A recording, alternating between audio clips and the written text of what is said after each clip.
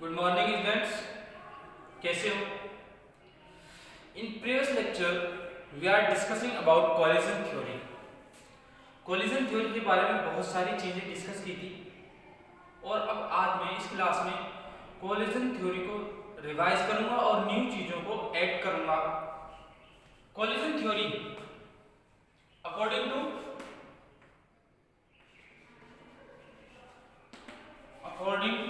To collision theory, या फिर ऐसे लिख सकते हो main points of collision theory. Some main points of collision theory. कुछ मेन पॉइंट है। पॉइंट नंबर 1, जो मॉलिक्यूल कोलाइड कर रहे हैं वो क्या होने चाहिए, मतलब मॉलिक्यूल्स के बीच में प्रोडक्ट जब तक नहीं बनेगा जब तक उन मॉलिक्यूल्स के बीच में कोलिजन नहीं होगा। कोलिजन थ्योरी का पहला पॉइंट क्या, कोलिजन कंपलसरी है। Collision must take place between reactant molecules। देखो, दूसरा पॉइंट समझने से पहले हम पहले कुछ चीजें समझते हैं, फिर देखेंगे दूसरा और तीसरा पॉइंट क्या है। मान लो लास्ट क्लास में भी हमने डिस्कस किया था और इस क्लास में डिफरेंट एग्जांपल है मेरे पास। ये क्या है, ये N है, ये O है। क्लियर? NO रिएक्शन क्या है, यहां लिख देता हूं, NO plus O3 giving NO plus O2, NO2 plus O2। ये रिएक्शन है। कैसे टेक प्लेस करते हैं, क्या क्या पॉसिबिलिटीज हैं। पहली पॉसिबिलिटी हो कि जैसे O3 को मैं ऐसे शो कर रहा हूं, देखो ध्यान से, ऐसे शो कर रहा हूं क्योंकि ये क्या है, एंगुलर होता है। क्या होता है, एंगुलर होता है। थोड़ा सा अज्यूम करें, इनका सबका साइज क्या है, सेम है। सिर्फ हमने पॉइंट समझना है कि कब कोलिजन होगा, कब नहीं होगा, कब प्रोडक्ट बनेगा और कब प्रोडक्ट नहीं बनेगा। यहां कोलिजन हो रहा है तो मैं कह रहा हूं ये मॉलिक्यूल्स, इनकी एनर्जी बहुत कम है और ये एक्टिवेशन एनर्जी को एक्वायर नहीं करते, तो कोलिजन होगा तो प्रोडक्ट का फॉर्मेशन भी नहीं होगा। नहीं करता, ये एक्टिवेशन एनर्जी को गेन नहीं करते हैं। अब एक्टिवेशन एनर्जी को गेन करने का मतलब क्या है, हमने लास्ट क्लास में कुछ क्लासों में देखा concept of activation energy, RNS theory. कई क्लासों में हमने इस चीज का डिस्कशन किया कि जब भी कोई रिएक्टेंट प्रोडक्ट में कन्वर्ट होगा या प्रोडक्ट का फॉर्मेशन करेगा तो इस पीक पर चढ़ना होगा। इस पीक का मतलब इतनी एनर्जी को एक्वायर करना होगा। सपोज दैट मैं रिवर्स रिएक्शन की बात करूं कि मैं को प्रोडक्ट से रिएक्टेंट बनाना है, तो इस केस में मैं जब इसे एक्टिवेशन एनर्जी कहता हूं, जब रिएक्टेंट से प्रोडक्ट हो रहा है, मैं कह प्रोडक्ट से रिएक्टेंट हो रहा है, तो इस केस में एक्टिवेशन एनर्जी यह होगी। इस केस में जब मैं कहूं प्रोडक्ट से रिएक्टेंट बनेगा, देखो यहां एक्टिवेशन एनर्जी कम है, यहां एक्टिवेशन एनर्जी ज्यादा है। ठीक है, तो प्रोडक्ट को रिएक्टेंट में कन्वर्ट होने के लिए और ऊंची पहाड़ी पर और ऊंची हिल पर चढ़ना पड़ेगा। क्लियर? तो मॉलिक्यूल्स को क्या होना चाहिए, एक्टिव होना चाहिए। जो मॉलिक्यूल्स एक्टिवेशन एनर्जी को गेन करते हैं, इतनी एनर्जी एक्वायर करते हैं, वही होते हैं एक्टिव मॉलिक्यूल। तो कंफ्यूज मत होना। तो एक्टिव मॉलिक्यूल के बारे में मैंने बहुत डिटेल में बात की थी आरएनएस थ्योरी में। ठीक है, दूसरी बात कि एक कंडीशन है, मेरे पास नाइट्रोजन है और ऑक्सीजन है। मैं इसे नाइट्रोजन कह रहा हूं, इसे ऑक्सीजन कह रहा हूं। रिएक्शन होती है और मॉलिक्यूल्स अगेन इसी तरीके से कोलॉइड करता है। ये क्या है, मैं ऐसा इसलिए दिखा रहा हूं कि यह एंगुलर है, क्योंकि O3 कैसा होता है, एंगुलर होता है, ओजोन एंगुलर होती है।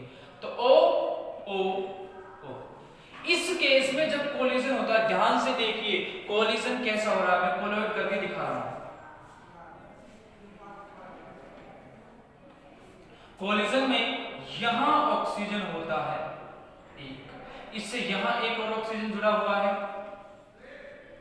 अज्यूम करें कि मैं क्या समझाना चाहता हूं, ठीक है, यह ऑक्सीजन है, यह ऑक्सीजन है, यहां यह ऑक्सीजन इन दोनों नाइट्रोजन ऑक्सीजन से कोलॉइड कर रहा है, या मैं कहूं या नाइट्रोजन से कोलॉइड करे। देखो देखो ऐसा करो, मैं कहता हूं ये ऑक्सीजन इस नाइट्रोजन से कोलॉइड कर ले, तब भी प्रोडक्ट का फॉर्मेशन नहीं होता है, क्योंकि आप ध्यान से देख सकते हैं नाइट्रोजन से ऑक्सीजन बॉन्ड होगा, क्योंकि NO2 ऐसा ही तो होता है, नाइट्रोजन से ही बॉन्ड होगा, ऐसे एक कोऑर्डिनेशन बॉन्ड है, एक डबल बॉन्ड है, ऐसे होगा NO2।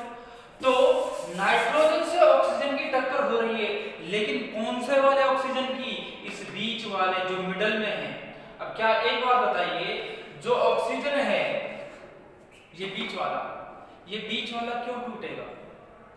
यदि प्रोडक्ट का फॉर्मेशन ही करना है या प्रोडक्ट का फॉर्मेशन ही होना है, NO2 बनना है, तो इस ऑक्सीजन से टक्कर होनी चाहिए या इस ऑक्सीजन से टक्कर कोलिजन होना चाहिए, इस ऑक्सीजन से कोलिजन नहीं होना चाहिए। मैं क्या कह रहा हूं, मैं कह रहा हूं बेटा कोलिजन करते समय क्या चीज इंपॉर्टेंट है, विच इज पॉइंट नंबर 3, मैं कह रहा हूं ओरिएंटेशन। पॉइंट नंबर 2 हम देख चुके हैं, क्या molecules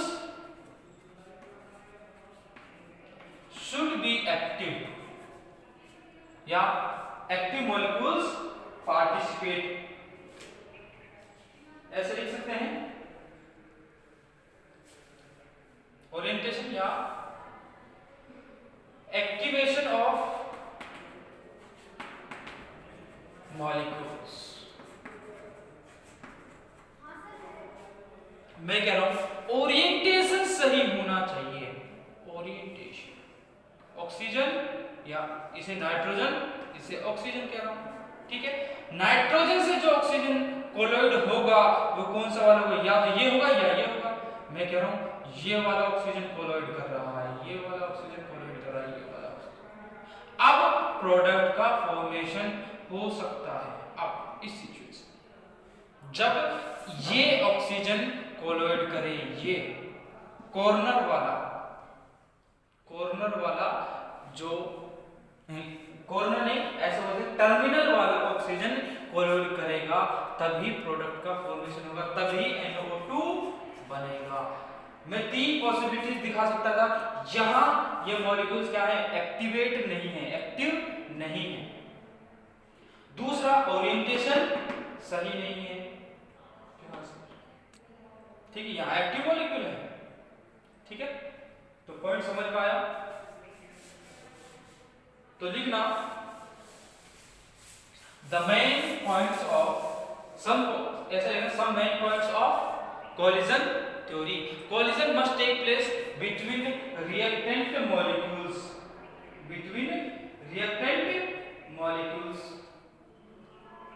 clear.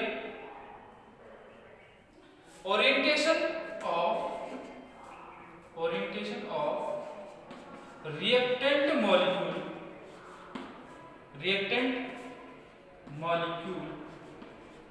at the time of collision, यानी कोलिजन करते समय क्या ओरिएंटेशन सही होना चाहिए। सही से मतलब कि प्रॉपर होना चाहिए, ओरिएंटेशन प्रॉपर होना चाहिए। एक प्रोबेबिलिटी फैक्टर है, उसके बारे में बात नहीं करेंगे, वो मॉडिफाइड कोलिजन थ्योरी में आती है, लेकिन कर सकते हैं। मैंने एक एग्जांपल लिया था कि 2 कार्स हैं, एक के पास एक लैम्बोर्गिनी है, एक फरारी है, या फिर और भी कोई अच्छी ले सकते हैं। तो मैंने कहा कोलिजन इफेक्टिव कब होगा, वो यानी टक्कर अच्छी कब होगी, एक्सीडेंट अच्छा तो नहीं बोल सकते, मैं सिर्फ कोलिजन की बात कर। कोलिजन अच्छा कब होगा, जब वो प्रॉपर स्पीड से हो, प्रॉपर ओरिएंटेशन में हो। मान लो वो आ रहे हैं स्लो स्लो बैलगाड़ी की तरह चल रही है गाड़ियां और वो टक्कर करें, तो क्या डैमेज सफिशिएंट होगा? मैंने कहा डैमेज सफिशिएंट होना चाहिए। मैंने कहा दोनों को मतलब 200 किलोमीटर पर आवर की स्पीड से कोलाइड करवाएं, तो अचानक से एक गाड़ी हल्का सा टिल्ट करती है, थोड़ा सा मुड़ती है और दूसरी गाड़ी के टच होते हुए निकल जाती है, क्या डैमेज हुआ? नहीं। डैमेज सबसे ज्यादा कब होगा, जब वो प्रॉपर स्पीड से हो और प्रॉपर ओरिएंटेशन मिली, आमने सामने कोलाइड करें। यानी कि क्या इंपॉर्टेंट है, एक तो उनका टक्कर करना, एक्टिवेशन यानी प्रॉपर स्पीड में, प्रॉपर स्पीड में। The third one is orientation, यानी वो बिल्कुल एग्जैक्टली आमने सामने कोलाइड करनी चाहिए। तो 3 points, orientation of reactant molecule of the orientation of reactant molecules at the time of collision. ठीक है, let's assume the biomolecular reactions. Erase करूं तो इधर लिख देते हैं, लेट्स टेक बायोमोलिकुलर रिएक्शंस। दो रिएक्शंस है मेरे पास, 2A गिव्स P, क्लियर, और एक रिएक्शन है A plus B gives P। दोनों ही कंडीशन में प्रोडक्ट P बनता है। ठीक है, मैं कह रहा हूं फर्स्ट केस में जो रेट होगा मैं उसे लिखूंगा dP अपॉन dt। मैं dP के रिस्पेक्ट में लिख रहा हूं, रेट तो सेम ही होगा, चाहे रिएक्टेंट के रिस्पेक्ट में लिखे चाहे प्रोडक्ट के रिस्पेक्ट में लिखे। तो मैं लिख रहा हूं dP upon dt equal to K A की power 2। We don't know that this is a मैंने कहा बायोमोलिकुलर है, मैं कह रहा हूं ऑर्डर दो का नहीं पता, मैं सिर्फ अज्यूम कर रहा हूं ये एक एलिमेंट्री रिएक्शन है। ऑर्डर और मॉलिक्यूलरिटी हमेशा एलिमेंट्री रिएक्शन के लिए कैलकुलेट किया जाता है। मैंने कहा एलिमेंट्री रिएक्शन है तो इसकी मॉलिक्यूलरिटी और ऑर्डर दो ही होगा, तो मैं कह रहा हूं K A की पावर। एक जनरल आइडिया है सेकंड के लिए मैं लिखता हूं dP upon dt equal to K A की पावर 1 एंड B की पावर 1, B की पावर। इफ यहां से इरेज कर रहा हूं, जल्दी से लिखना, और यहां से इरेज करूंगा, यहां से इरेज कर रहा हूं, यस।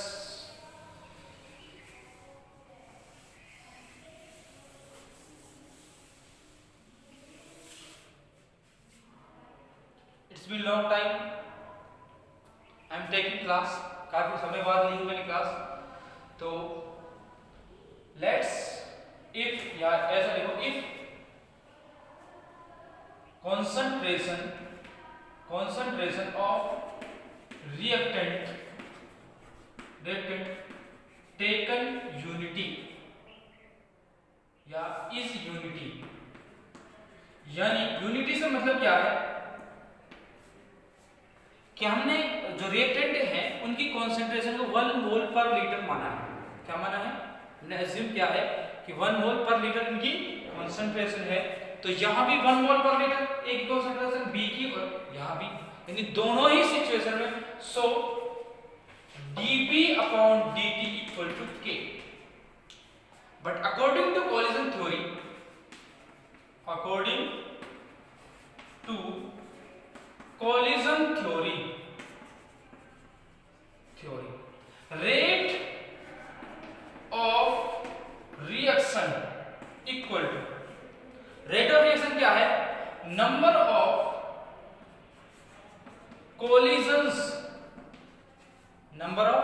collisions per second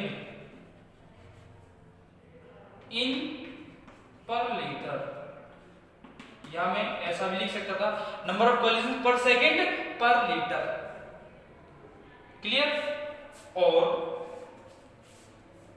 अब मैंने कहा नंबर ऑफ कॉलिजन तो हैं, लेकिन यह किस पर डिपेंड करेगा? Number of active molecules, number of active molecules. वहां से इरेज कर रहा हूं,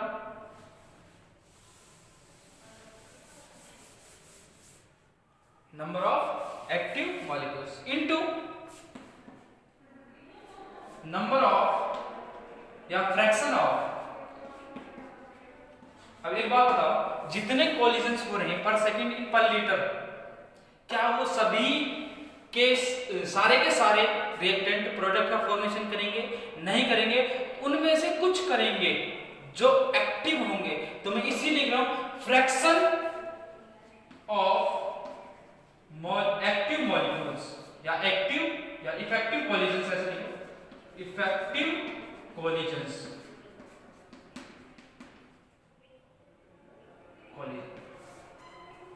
एक तीसरा और है जिसे मैं इंट्रोड्यूस कर रहा हूं, वो है प्रोबेबिलिटी फैक्टर। क्या है? प्रोबेबिलिटी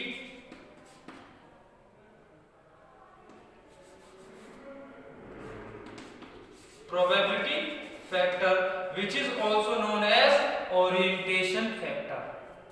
मैंने 3 पॉइंट्स लिखे थे कॉलिजन थ्योरी में। 3 पॉइंट्स के बेसिस पर मैंने सारी चीजें लिखी हैं। मैं मॉडिफाइड करके बता रहा हूं, थ्योरी को मॉडिफाइड करके ही बता रहा हूं, जिससे बार-बार चीजों को मुझे ना लिखना पड़े। Number of collisions per second in per litre, fraction of effective collisions, और यह है orientation factor which is also known as probability factor. तो रेट ऑफ रिएक्शन हमने ऊपर क्या लिखा था? dp/dt क्या होगा? Equal to k, which is equal to क्या है? Number of collisions per second in per litre. इसको किससे रिप्रेजेंट किया जाता है? z से। और फ्रैक्शन ऑफ इफेक्टिव कॉलिजन्स क्या है? f। और प्रोबेबिलिटी फैक्टर क्या है? p। क्या है? p। इसे इक्वेशन नंबर 1 डिनोट करो, इसे इक्वेशन नंबर 1 डिनोट करो। अब हम 2 केस लेंगे, यहां से इरेज करता हूं, जल्दी से लिखो और पूरा बोर्ड इरेज करूंगा मैं, मुझे बहुत सारी चीजें डिस्कस करनी है। इरेज करूं? देखो लिखने का तरीका फिर मैं बता रहा हूं, जहां भी आप लिखना चाहते हैं वीडियो को पॉज करना है और लिखना है। क्लियर?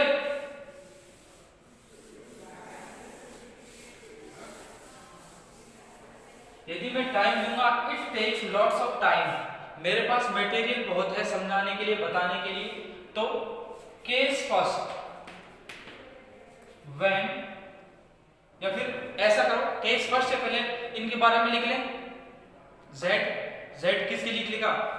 कोलिजन, या केस फर्स्ट से पहले लिखो z क्या है? अभी हमने देखा z क्या है?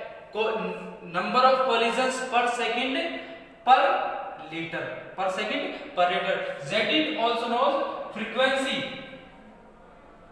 कोलिजन फ्रीक्वेंसी, कोलिजन फ्रीक्वेंसी या collision number, collision number. p क्या है? प्रोबेबिलिटी फैक्टर या ओरिएंटेशन फैक्टर जल्दी से लिखो। और f पता है तुम्हें क्या है?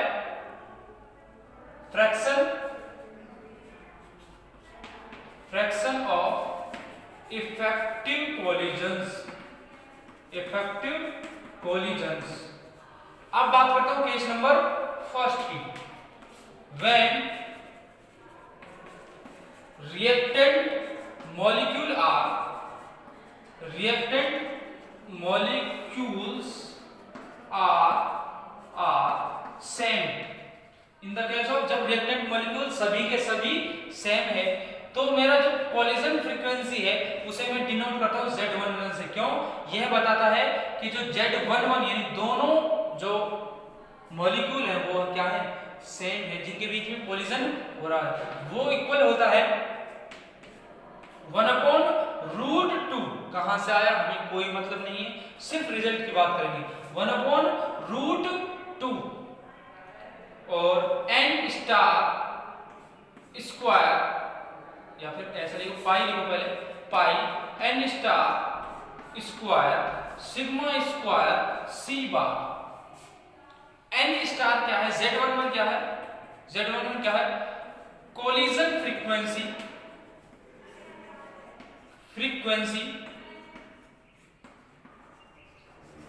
in the case of same molecules,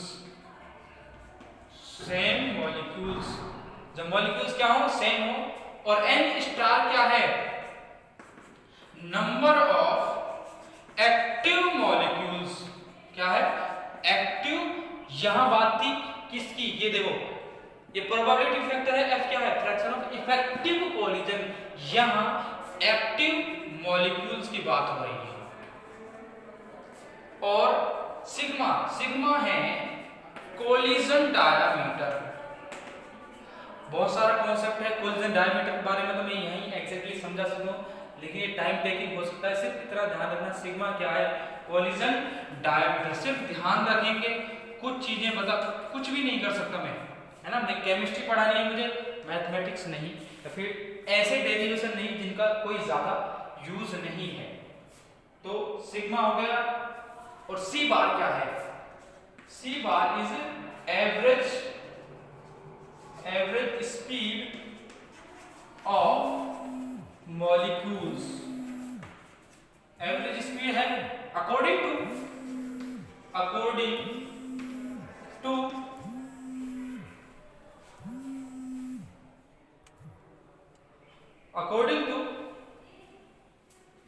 kinetic theory of gases, kinetic theory of gases। हम गैसेस स्टेट जब पढ़ेंगे तो हमें ये आएगा। सी बार क्या है, C bar is 8RT upon pi m। क्या है, 8RT upon pi m। m क्या है, m है mass of molecule, mass of molecule है।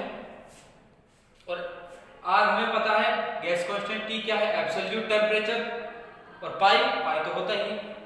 और यहां एक चीज है जिसकी हम बात करेंगे, F can be written as, F is क्या है, fraction of effective collision which is equal according to Boltzmann.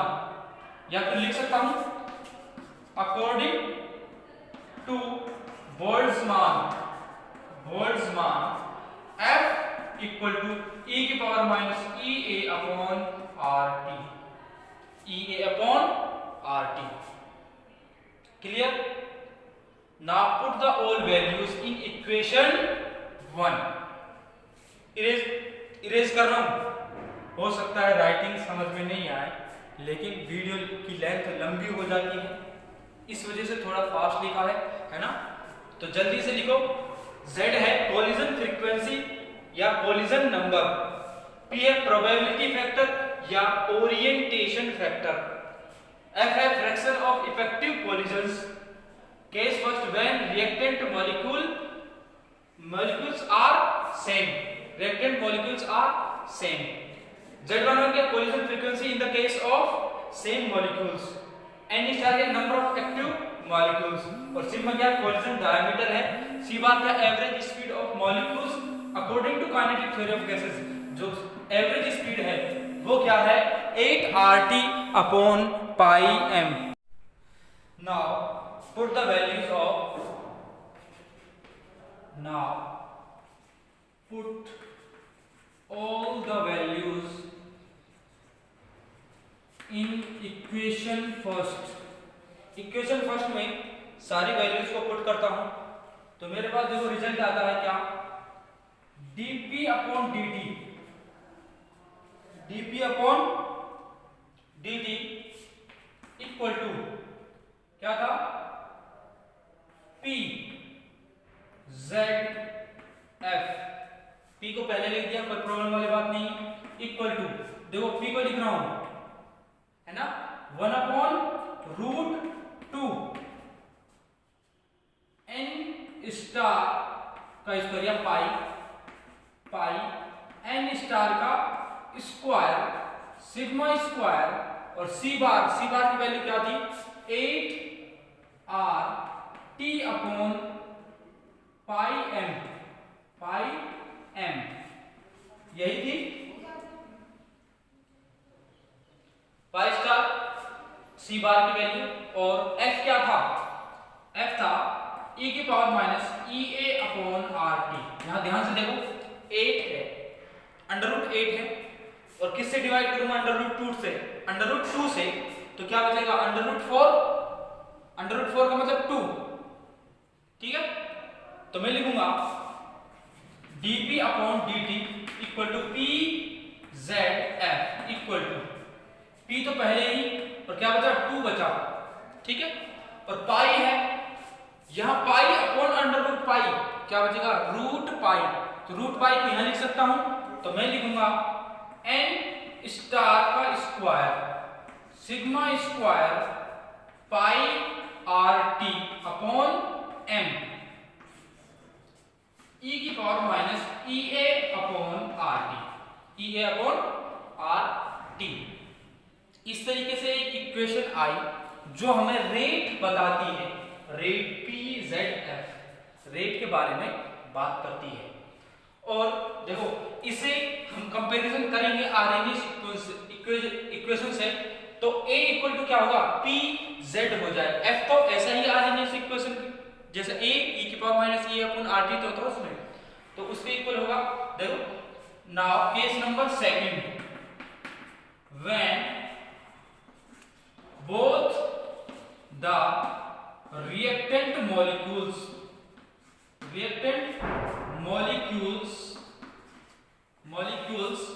are different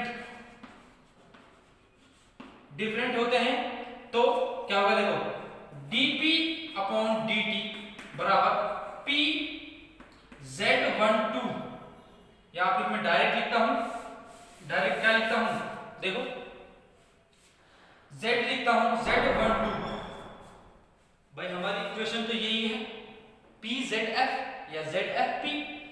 तो Z12 यहां इस केस में 12 का मतलब क्या है कि दोनों मॉलिक्यूल अलग अलग है। देखो थोड़ा समझो, A B C 3 प्रकार के मॉलिक्यूल, रिएक्टेंट मॉलिक्यूल है, रिएक्टेंट है, वो जब कोलाइड करेंगे तो कोलिजन होने की यानी कोलाइड करने की संभावना, प्रोबेबिलिटी क्या होती है, या तो A B से कोलाइड करे, A C से भी कोलाइड करता है, और B C से भी तो कोलाइड कर सकता है डिफरेंटली।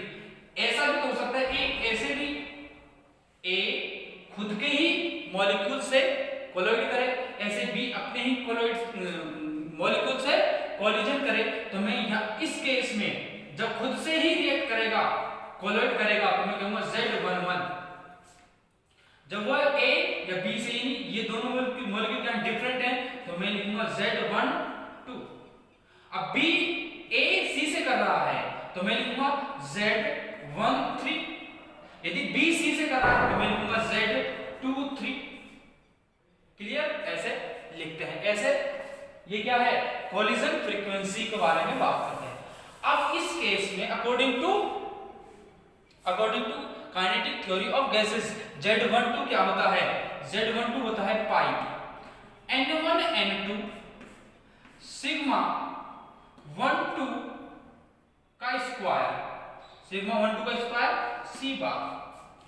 अब यहां N1, पहले Z1 Z2 के बारे में बात कर लेते हैं। Z1 Z2 क्या है, Z1 Z2 कोलिजन फ्रीक्वेंसी या collision number, frequency when both reactant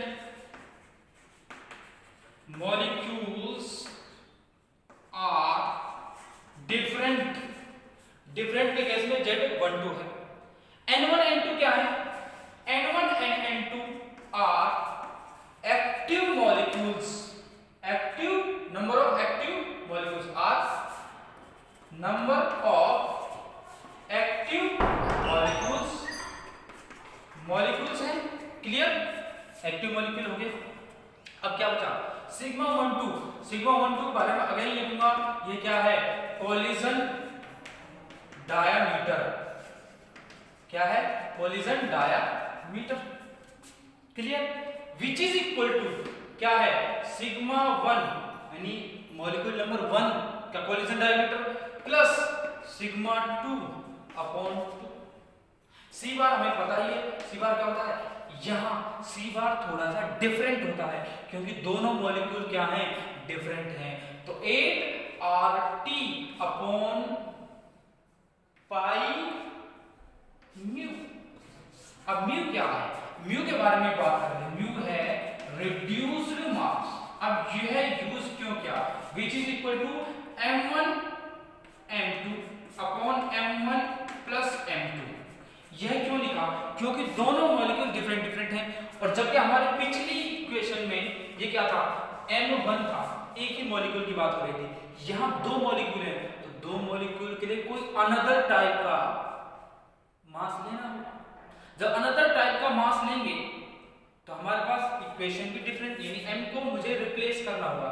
इस m को इस म्यू से रिप्लेस कर दिया। क्या कर दिया? रिप्लेस कर दिया। ठीक है? Reduced mass which is equal to M2 upon M1 plus M2। Clear है? आगे बात करते हैं। Now put the all values. Again लिखूंगा इन इक्वेशन 1। सब कुछ क्लियर है? सिग्मा 1 मैं कोलिजन डायमीटर के बारे में कम से कम 10 मिनट 15 मिनट बात कर सकता हूं। कोलिजन डायमीटर क्या है, लेकिन उन चीजों से चीजें लेंथी हो जाएंगी, कोई सेंस नहीं निकलना।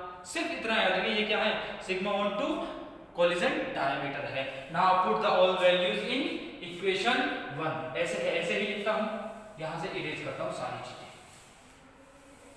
लिख लिया होगा? देखो लिखने का तरीका यही है। जब मैं मिटाऊं तो सिर्फ ध्यान रखो मिटाने वाले हैं, अब लिख लेना चाहिए। Now put the values. तो मैं लिखूंगा dp upon dt equal to pz12।